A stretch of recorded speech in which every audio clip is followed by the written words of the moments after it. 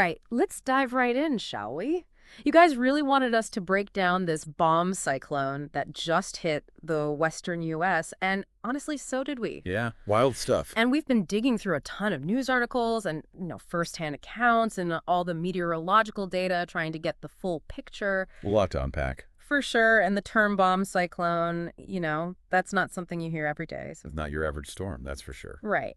And, it's serious stuff, but reading these stories about how it hit people, directly, Yeah. really puts things into perspective. Absolutely. It's one thing to talk about the science, but the human impact is what really hits home. Totally. Like, there's this woman in Issaquah, Washington, Tracy Malloy, and she said her street looked like a forest floor after the storm.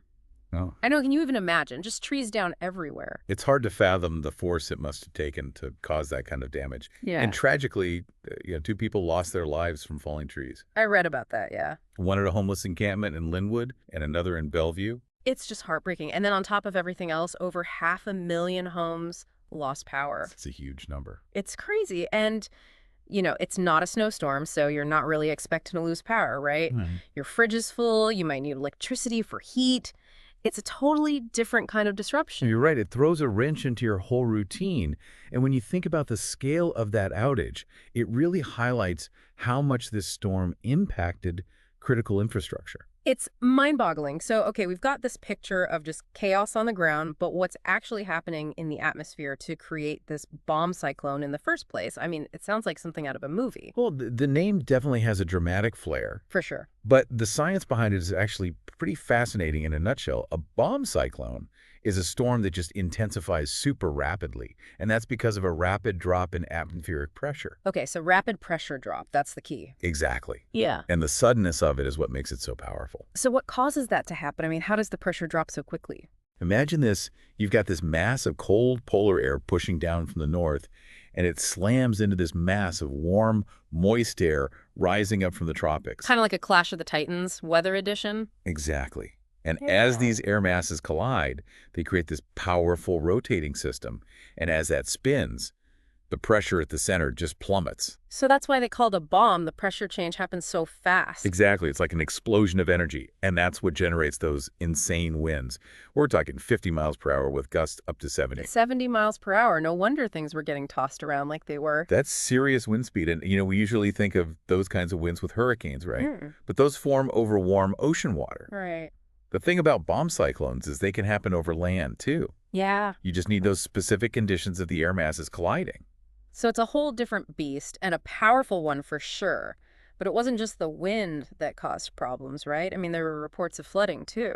Oh, absolutely, yeah. Flood warnings were issued for southwestern Oregon, Mm-hmm. and even ferry services were disrupted in Washington state because of the rough seas. So even the water was feeling the effects of this thing. Definitely. And that brings up a really important point, the impact of these storms.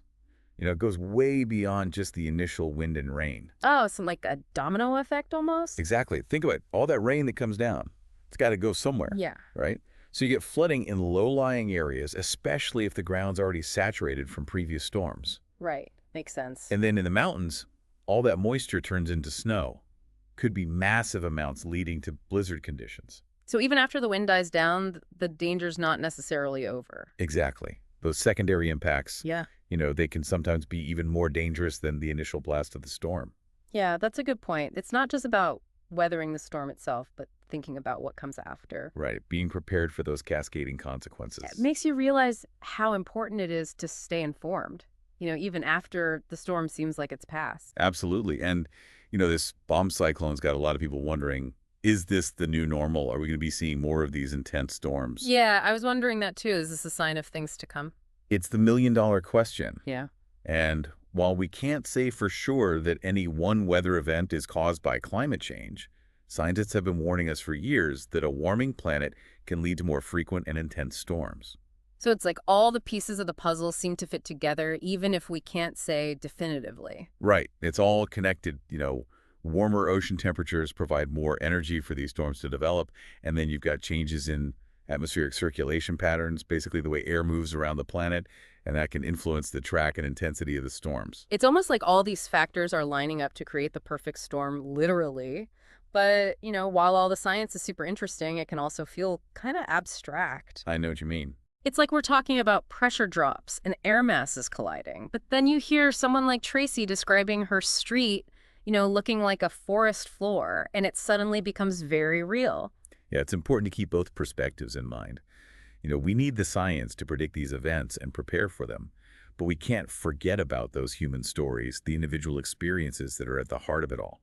It's a good reminder that behind all the data, there are real people whose lives are being turned upside down. Absolutely, and that's why it's so crucial to understand not just the what, but the why and the potential consequences. So let's shift gears a bit. You mentioned earlier that the impact of this bomb cyclone wasn't limited to, just the immediate storm itself. Can you talk a little more about that? What were some of the other consequences that kind of rippled out from this event? Well, like we touched on earlier, the heavy rainfall. It led to widespread flooding in some areas, and that not only caused property damage, but it also disrupted transportation. Yeah. Roads were closed, and even things like access to clean drinking water were affected. Wow, so it's like this chain reaction impacting one system after another. Exactly. And then in the mountains, all that snow created blizzard conditions, led to road closures, avalanche risks. It's crazy how interconnected everything is. It is, and that's why it's so important to consider, the bigger picture.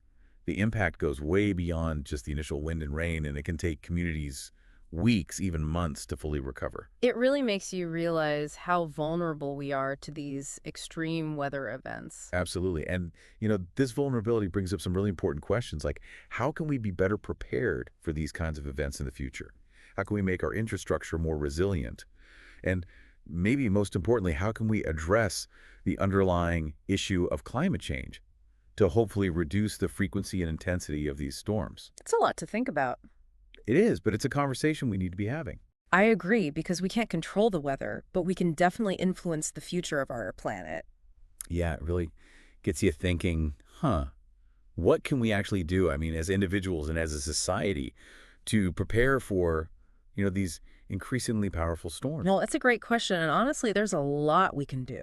Okay, good. On a personal level, one of the most important things is just to be aware, right? Stay Yeah. informed about weather forecasts and, potential risks in your area. And not just during the winter months either. Exactly right. This bomb cyclone just goes to show that these powerful storms, they can hit at any time of year. True. So having an emergency plan, year round, that's crucial. Yeah, makes sense. Like having a go bag with those essential supplies, figuring out a communication plan with your family, knowing your evacuation routes. Right, those are all great tips. But what about on a bigger scale? Yeah. What can we do as communities to build resilience against these events? Well, I think investing in, resilient infrastructure is key. Okay, so what does that look like exactly? Well, strengthening the power grid so it can withstand strong winds, improving drainage systems to reduce flooding risks, and creating more robust early warning systems. So basically being proactive rather than reactive. Exactly. And this also ties into that bigger picture of addressing climate change. Right, right. I mean, we can't prevent these storms entirely, but taking action to, reduce those greenhouse gas emissions that can help mitigate their intensity and frequency in the long run. So this bomb cyclone, while obviously a devastating event, it could also be like a wake-up call. I think that's a great way to put it. Yeah. It's a reminder that we're all connected and our actions or inactions, they have consequences. Yeah. We need to be prepared, both individually and collectively for the challenges of a changing world. Well said. Well, we've covered a lot of ground today, from the human impact of this bomb cyclone to the science behind it and, what it all means for the future. So if you're listening to this, what's the one thing you're taking away from this deep dive? What's really sticking with you? I think for me, it's that reminder that we can't control the weather, but we can control how we prepare for it and how we respond. It's about, knowledge, preparedness, and resilience. That's a powerful message to end on. Knowledge is power. And now that you know more about bomb cyclones and their potential impacts, hopefully you feel empowered to take action, whether it's, putting together that emergency kit or starting those conversations about climate change in your community. It all starts with awareness and, that willingness to learn. Absolutely. So to everyone listening out there, stay curious, stay informed, and stay safe. We'll catch you on our next deep dive.